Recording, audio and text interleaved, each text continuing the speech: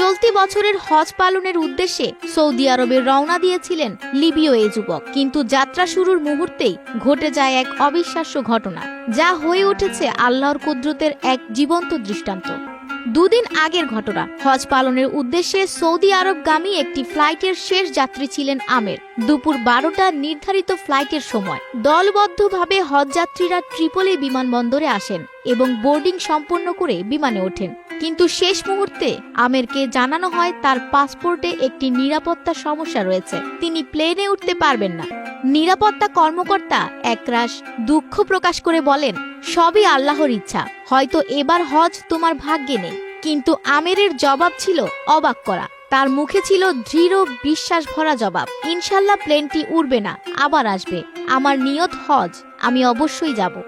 প্রবল বিশ্বাসের সঙ্গে দেওয়া তার এই জবাবের কিছুক্ষণ পরই ঘটে যায় প্রথম বিস্ময়। এয়ারপোর্টে ঘোষণা এলো প্লেনটিতে যান্ত্রিক ত্রুটি দেখা দিয়েছে আর সেটি ফিরে আসছে। বিমানবন্দরে সবার চোখ বিস্ময়ে বড় হয়ে গেলেও পাইলট আমেরকে নিতে রাজি হলেন না। বিমান আবার উড়ে গেল।